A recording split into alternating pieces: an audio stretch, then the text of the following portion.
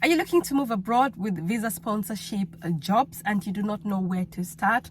Yesterday I went live on TikTok. If you haven't followed me on my TikTok account, please kindly do so, because there's a lot going on there almost every day.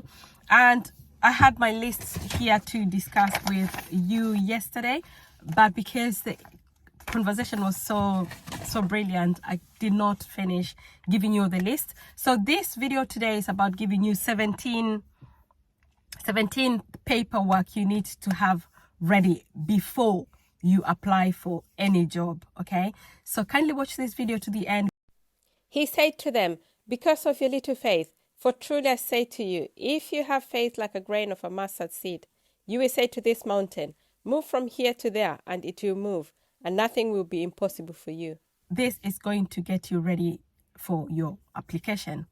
Okay, so kindly watch the video to the end, like, comment, and share with your friends and anybody you think might benefit from this video. Without further ado, let's get on with the video.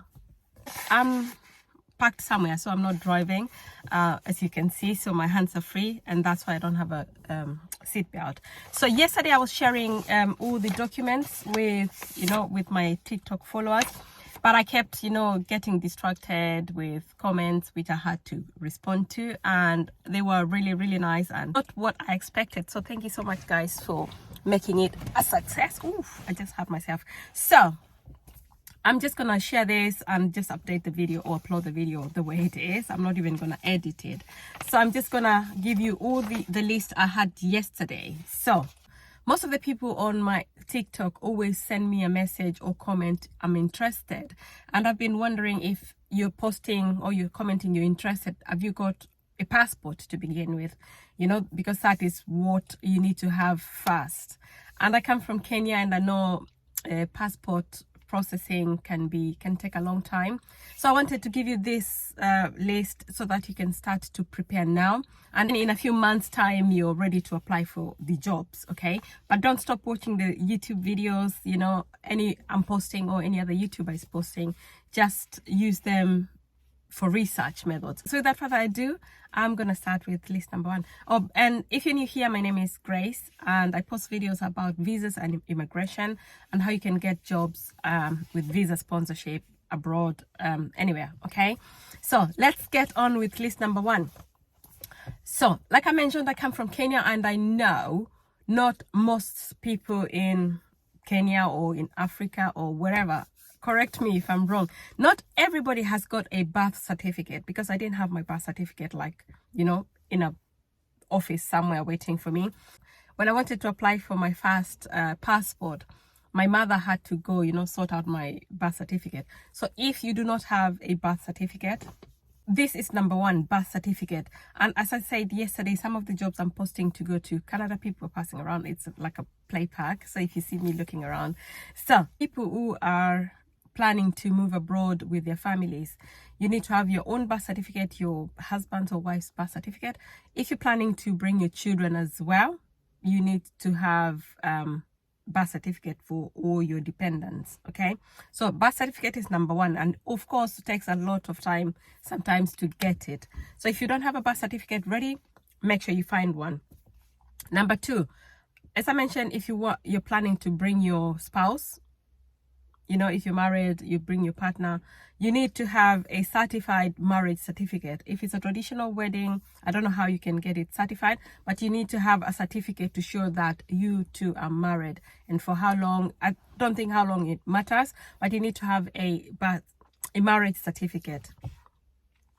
So if you, for example, have a birth certificate and birth certificate, marriage certificate ready, and you don't have a passport, you need to find a passport. It takes, especially now in Kenya, I know it's taking a longer time to get a passport, and possibly it's the same in your country.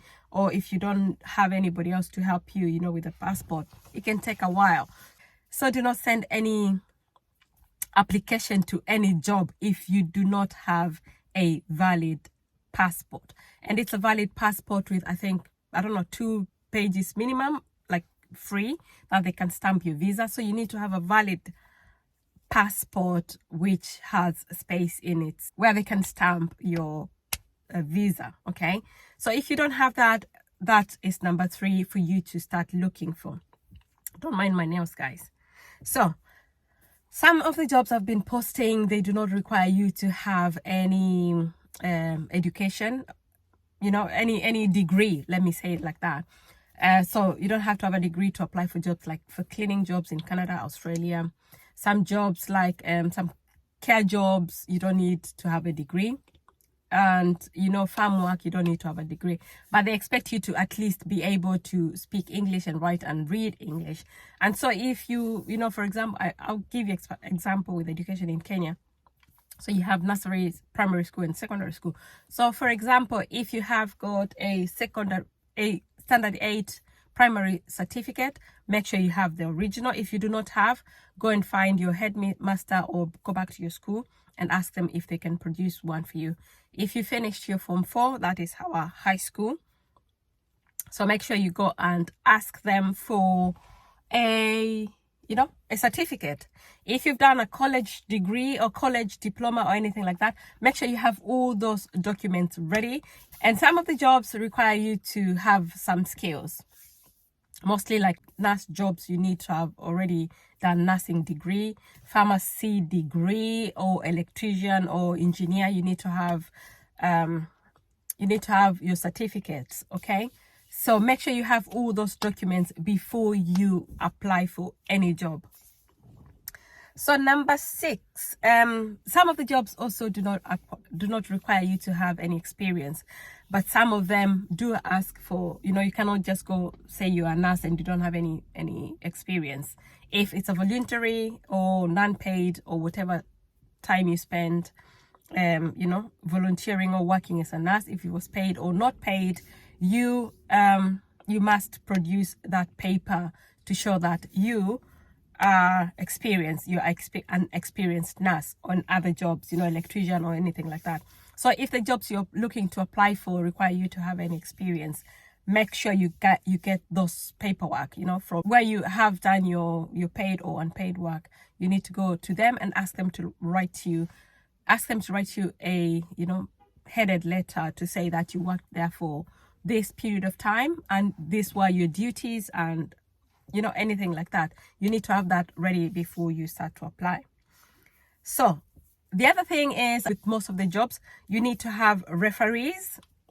Mostly they will require you to have a referee as, you know, a college tutor or headmaster or a church person. I don't know, they will tell you, most of the jobs tell you where you can get your referees from. So make sure you collect all those details. Okay, that was number 7. So referees, you need to have a referee certificate or letters, headed letters, if it's from a church, to say yes, they know you very well. If it's from a workplace, you've worked there for, you know, show that you have, so these people know you, if that makes sense. Number 8 is language certificate. For example, with farm work and cleaning job, you don't have to have any language skills. Most jobs, if you want to apply for a scholarship at uni or jobs in the UK or some jobs in Canada, you to prove that you have studied some degree or college in English, that you can read and write. And most of the companies require you to have an IELTS, and there's other types of English language skills that you need to have. So if you do not have that and you're looking for a job which requires you to prove that you have any English skills, start applying now. Some of these like IELTS, and there's another one I've done before when I was applying for my visas. It's online. You just need to, you know, book online, do it online. I don't know if you have to go to any other place, but some of these things are online, so you can start applying for the English skills now. Number 9, I hope I'm not too fast. Number 9, you need a CV. Let's start with the CV. So you need to have a CV which is updated, and because you're applying to a different country, you can actually ask for someone who, you know, writes CVs, a professional CV writer. I don't know how you call them. Please comment down below how you call those people who write CVs, or somebody who can review your CV and say, oh, you need to rewrite this one, or you need to review this one and update here and there, all these things. So it is like a professional CV. Number 10 will be a cover letter. Now, to write a cover letter, I'm not a professional, but I know you need to have done a proper research on the company so that you know the skills that they require you to have. So make sure you write a cover, you research first the company and say, you know, whatever skills they want you to have. If you have them, don't lie. If you have them, just write them on your cover letter, what skills you can provide to that company. So make sure before the cover letter you have, yeah, I've just said that was number 11. Make sure you do a research. And I keep telling you guys, my job is, you know, to show you, bring the opportunities out to you, to show that there are thousands and thousands of opportunities for you to, you know, move abroad or earn while you're at home. And that's my job. And then your job is to do like further research. I don't want you guys to be scammed. I don't want you guys to say, oh, we've applied, we haven't gotten any results, because these companies are getting thousands and thousands of job applicants almost every day. And if your CV is not updated, I'm sure these jobs just go to spam box or something like that. So you have to make sure that your CV, your cover letter, stands out from the crowd. So number 12, some of the countries, I know, like in England, some of the countries will require you to have a TB test, tuberculosis test. And also if you're like you're coming to work as a nurse and to work with vulnerable people, you probably have to show that you have had like a COVID vaccination and stuff like that, because mostly they just want to keep their people as safe as possible. So tuberculosis, most countries in Africa, I know they are required to have a tuberculosis. I don't know if there's a link I can find and attach it in the description box for you, but just check whichever country if they require you to have a TB vaccination. So the other thing is some of the jobs would require you to have some type of knowledge, or while you're waiting, if you see a job you're really interested in, let's say like plumbing jobs, I don't know, plumbing, and they want people who have got have got an experience in plastering or something like that. This is just an example, and you do not have those skills, and you have time now to prepare. And remember, these companies keep needing people every month, every day. So don't feel rushed that you just rush and apply. Make sure you're ready. So now it's time for you to enroll in a class, go and do some plastering. And I don't know if it's you're a nurse and you haven't done like catheter changes and all these type of things nurses do. If you're missing a skill, this is now the time for you to upgrade. You can now sign into training. Okay, so don't just sit down and wait for miracles to happen. So the other thing, okay, this is just an advice. Do not give up. So this is another comment I've seen from a few people saying, oh, we've applied to this company, they haven't responded. I just mentioned that these people get thousands and thousands of applications, and by the time I see it, other YouTubers have already seen these posts, and probably they've uploaded before I did. My hands are very dry. So they probably have, sorry guys, they probably have updated their YouTube videos before I have. And if you haven't seen those jobs, then other people have already seen them and they've got all their paperwork ready, and then they're ready to upload their CVs. So imagine how many people are applying for the same job. Okay, so do not give up. If you have like for example a job bank link, if you see all those jobs, if you're applying for a farm worker, find all the jobs from agriculture sector, and you can apply to all those different types of jobs.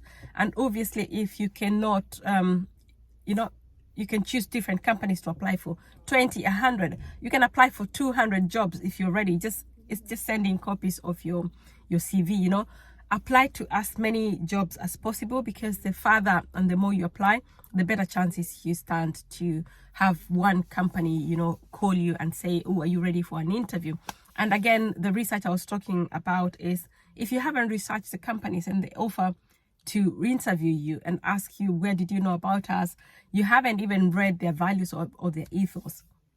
So make sure before you apply to each company, you've taken time, sat down and done a lot of research beforehand. Okay, the other thing is number 15. I've written here, stop being picky.